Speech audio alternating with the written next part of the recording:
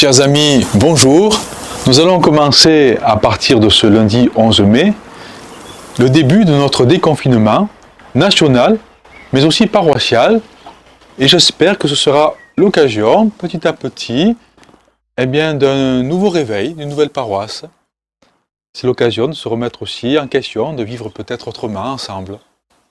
Peut-être moins confinés, même lorsqu'on sera déconfiné. Plus ensemble, en communauté. Aujourd'hui, donc, l'évangile dans Saint Jean, chapitre 14. Commençons cette petite méditation. Et honnêtement, soyons honnêtes, alors que Jésus nous dit dans ce passage de l'évangile, « Moi je suis le chemin, la vérité et la vie, personne ne va vers le Père sans passer par moi », posons-nous la question, quel est le chemin principal de ma vie? Pour beaucoup, et ce n'est pas une critique, le chemin, avec un L majuscule, c'est la famille, les amis, le travail, quelques passions, et ce n'est pas mauvais en soi. Attention, ça dépend quand même de quelle passion on parle. Mais l'ennui de ce chemin, c'est au moment où je dois gérer des conflits avec ma famille, mes amis ou dans mon travail. Alors, j'ai plus de chemin, puisque c'était ça mon chemin. Mon chemin est coupé. Alors vous allez me dire, oui, mais il y a d'autres personnes dans la famille, il y a d'autres amis, dans notre travail aussi. Et c'est comme cela que les soucis se multiplient, s'aggravent bien souvent, avant de comprendre un jour qu'en réalité, le vrai souci, ce n'est pas l'autre, ce n'est pas ma relation à l'autre, c'est d'abord moi et chacun qui avons besoin de faire un chemin. Mais ce chemin, en moi-même, je ne peux pas le faire tout seul.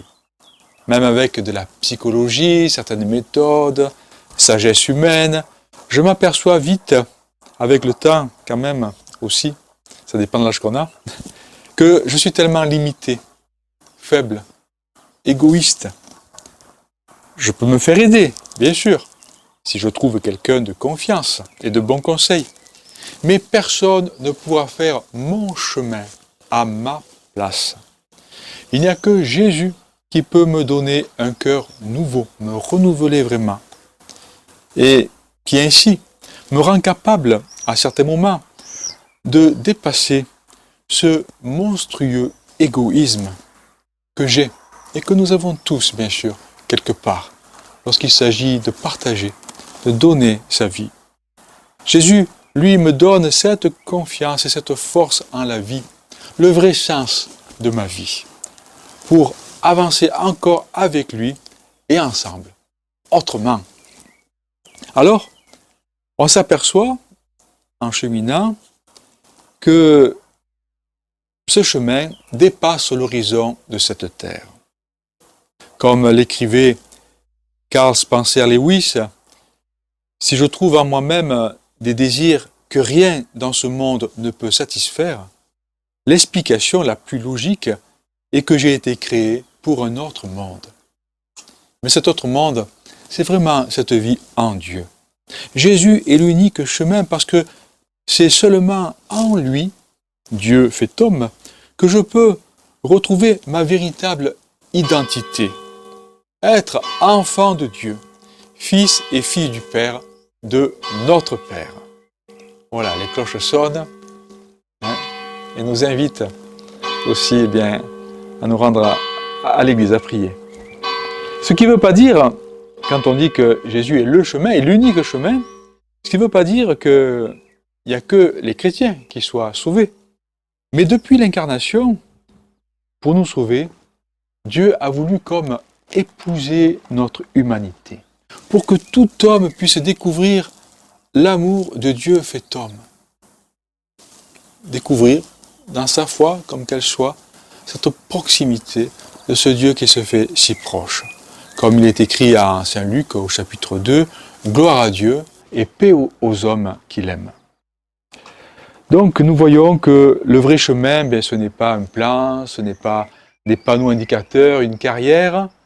C'est d'abord quelqu'un, c'est Jésus, c'est l'amour qu'il nous donne, Alors on peut aimer, mais nous ne sommes pas l'amour. Dans l'amour de Jésus, nous trouvons le chemin vers la plénitude. Comme il est écrit en Saint Jean, dans sa plénitude, nous avons tous reçu. De sa plénitude, nous avons tous reçu. Ce chemin est vérité. Nous dit Jésus, je suis le chemin, la vérité et la vie. Ce chemin est vérité. Connaître la vérité, pour nous, cela ne veut pas dire qu'on a compris quelque chose ou que l'on maîtrise quoi que ce soit. Pour nous, être dans la vérité, c'est être sur le bon chemin et dans la bonne direction. Et pour nous, c'est déjà énorme. Ça change tout. Donc ce chemin est vérité, il est aussi vie. Car ce chemin, on ne peut le parcourir que dans la vie. Ce n'est pas dans notre tête, ce n'est pas dans les théories, c'est dans notre vie bien concrète, bien sûr, avec les gens que l'on rencontre. Lorsque notre vie devient communion avec Dieu et avec notre prochain. Alors, voici maintenant un petit test qui permet de nous rendre compte si nous sommes sur le bon chemin, dans la vérité et dans la vie que Dieu vraiment nous propose. Alors, c'est tout simple. Encore les cloches. Est-ce que je suis sur le bon chemin en Jésus-Christ, premièrement? Posons-nous cette question toute simple. Est-ce que j'avance vers plus de joie et plus de paix? C'est ce que nous trouvons en Saint Paul aux Galates, chapitre 5. Ceux qui sont au Christ, Jésus, ont crucifié en eux la chair avec ses passions et ses convoitises. Puis il rajoute, puisque l'Esprit nous fait vivre, marchons, voilà le chemin, marchons sous la conduite de l'Esprit. Voici les fruits de l'Esprit, amour, joie, paix, patience, bonté, bienveillance, fidélité, douceur et maîtrise de soi. Marcher sous la conduite de l'Esprit Saint, de l'Esprit de Jésus. Voilà ce qui nous fait dire que nous sommes sur le bon chemin. Plus de paix, de joie et tous ces fruits dont nous a parlé Saint Paul.